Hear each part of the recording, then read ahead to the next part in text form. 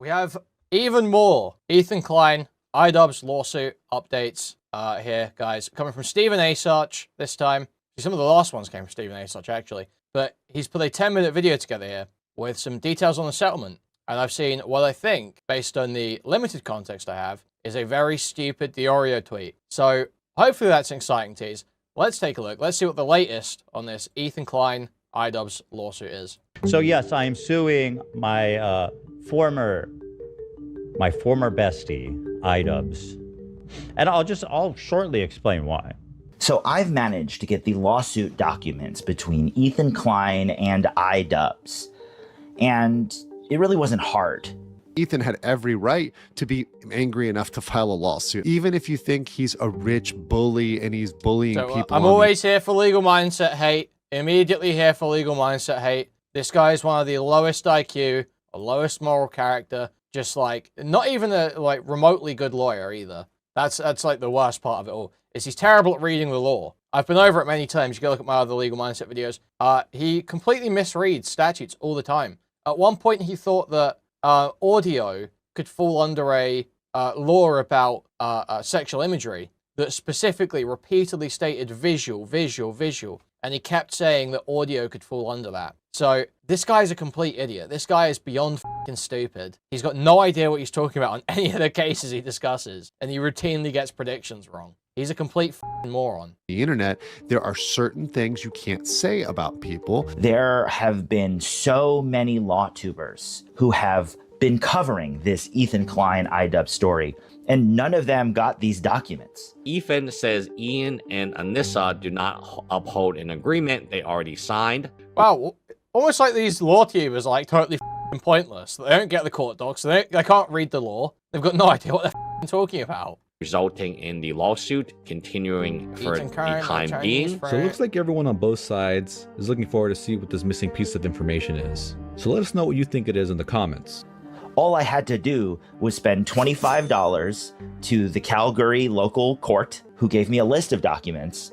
And then I had to send that list of documents with another $25, and I got all the documents. So I guess it's just kind of easier to riff on what you think the case would be off of random clips you see online rather than doing the research yourself. Facts. So even though I am no lawyer, I do not claim to be a lawyer, I don't really know much law, especially the Canadian legal system. But I saw so much information get spread around this lawsuit. And I was like, I know how to get legal documents. It's not hard. So I just decided, okay, it's now my time. He's the same phenotype as Big Joel. That's absolutely true. Stephen Asarch is the same phenotype as Big Joel. It's the same guy. It's the same guy. And I'm gonna try to do it. Welcome to Steven Mindset. Today we're gonna go through the Ethan Klein / TED Entertainment lawsuit against Ian Joma and Anissa Joma. Now, before, there's been so much content that's sort of played out in the public sphere when it comes to this story. The lawsuit itself first broke when Ian shared in a live stream that Ethan Klein was suing him. It is official. I am being sued by Ethan Klein in the courts of Calgary, Alberta, for defamation. While pretending to be a dragon, Ian shared a statement from Destiny and questioned its validity. So, I mean we all know the background fucking here, content they have over there, right? Like, that podcast is full of talentless hacks. Because of that, and because Canadian defamation law is way different than United States law, Ethan Klein was able to sue Idubbbz using what I've been able to see is one of the more expensive and largest law firms in the entire world. Ian has deeply aligned himself with the snark community that I think that people should be held accountable for saying stuff like that. And there should be recourse. There should be accountability. And that's basically what my goal is in this. And the whole lawsuit seems to frame itself on the idea of snark. On or about February 20th, 2026, Ian Joma displayed an image that another content creator with the online persona Destiny and said Mr. Klein was a pedophile in a video that Ian Joma posted online. In the same video, Mr. Joma stated that. A whole bunch of stuff. So basically, Ethan in this lawsuit claims that he got a massive amount of damages, and actually that he lost a sponsorship over this claim. He claims that the subscriber loss and all of the bad things that are happening to his brand are because of this live stream, or at least that's what he alludes to in the lawsuit.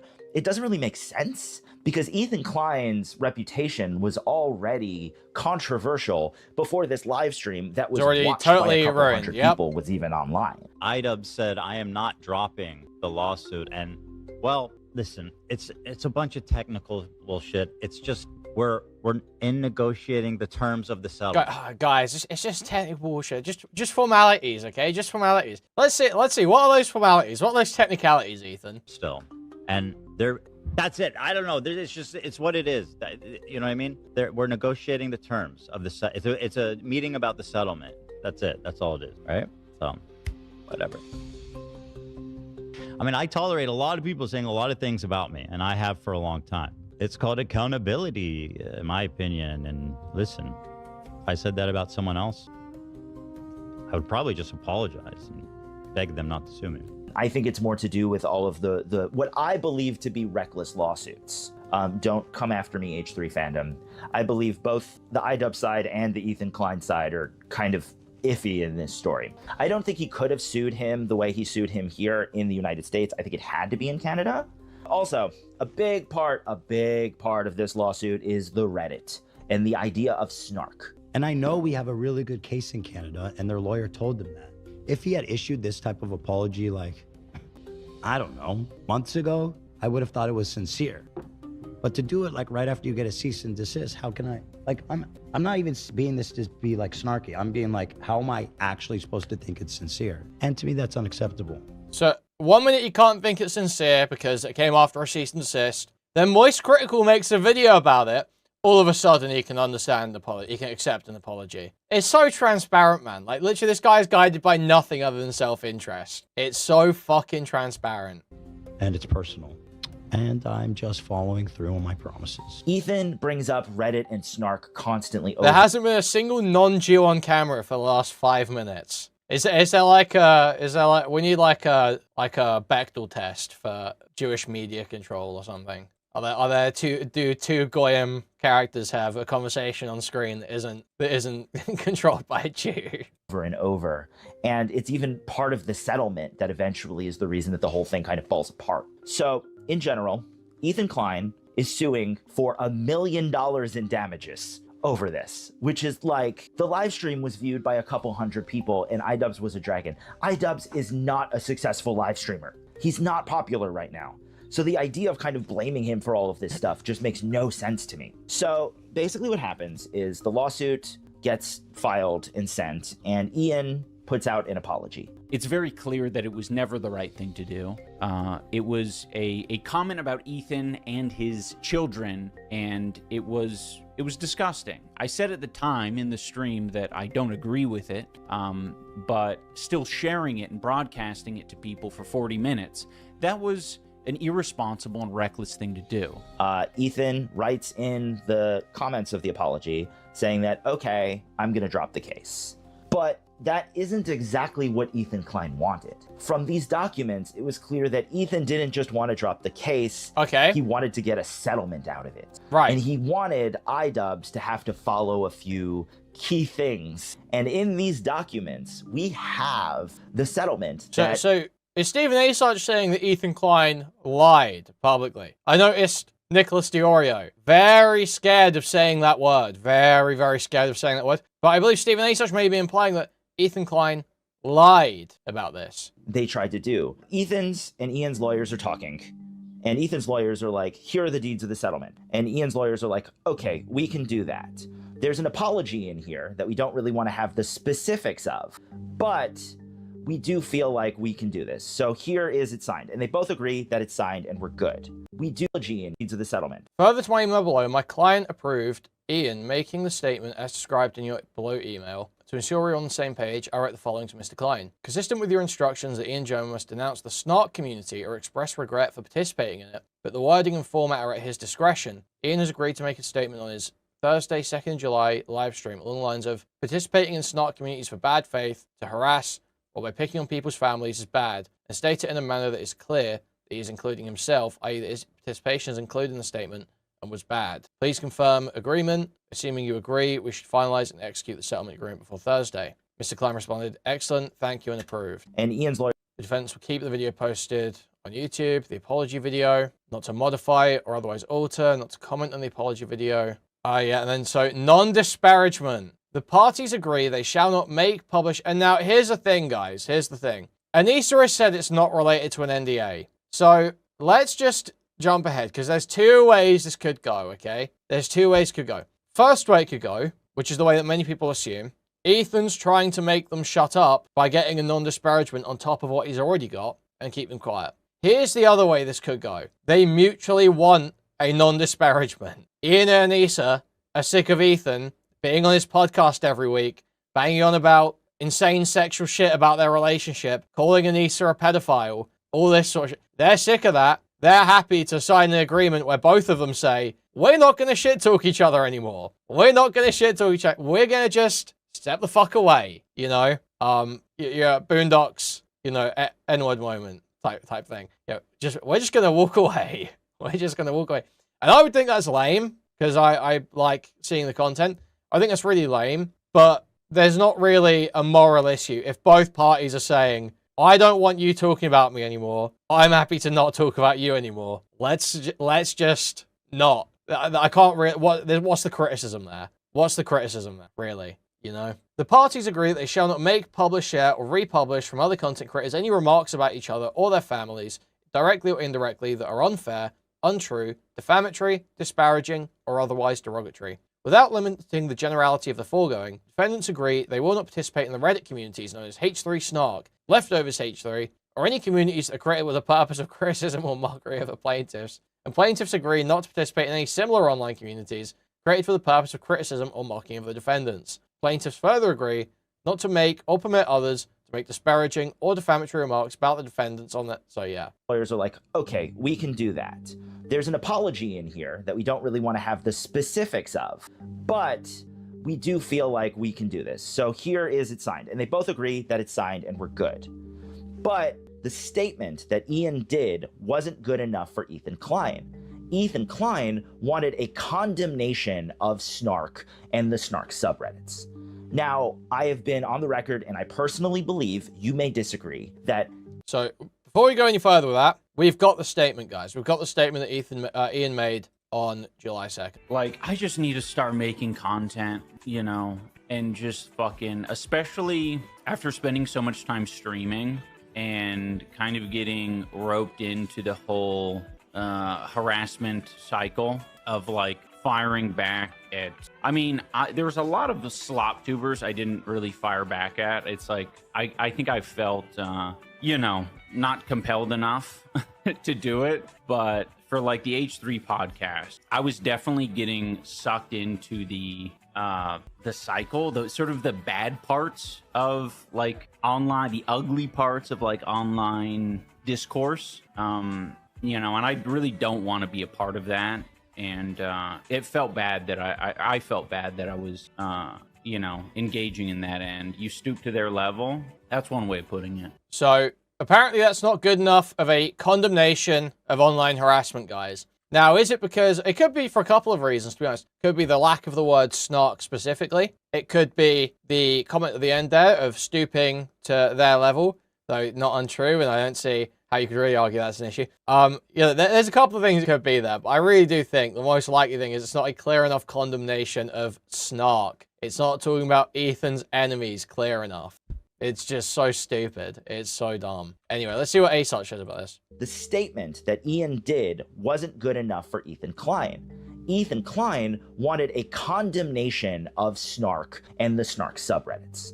Now, I have been on the record, and I personally believe, you may disagree, that Ethan and his community use Snark as an excuse to move away from criticism. Like snarking talking points, and this idea that Snark is the end of all evil, and that they attack their kids, and that everything is going on. It's always Snark's fault. Asarch. So Ethan using Snark as like this cover and putting Ian in that snarking community feels like, to me, it's not in the legal documents, this is just me as a journalist, as a way to kind of legitimize snark as a concept. to believe that, yes, snarking is real. Here, Ian's behind it. Ian talked about it.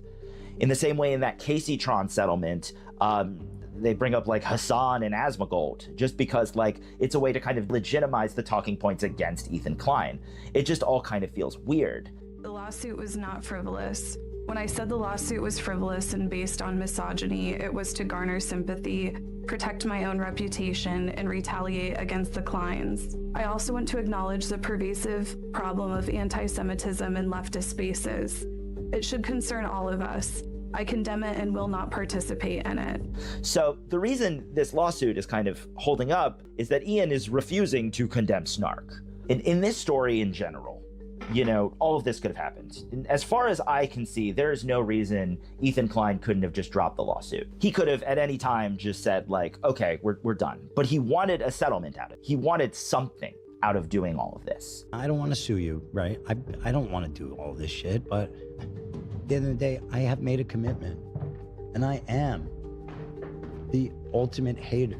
I mean, I think this is a good read from Stephen Asarch. I think it's just absolutely what's happening. But I look bad, and I'm obviously okay still with a that. bunch of fucking idiots to still give this guy literally any grace. Because for me, it's personal, and that's it. That's all it is, you know, and it has been since that moment. I think there's this like whole community of legal tubers who have kind of popped up and love to talk about the law when it, you know, has to deal with YouTubers, and they never like actually follow through with anything.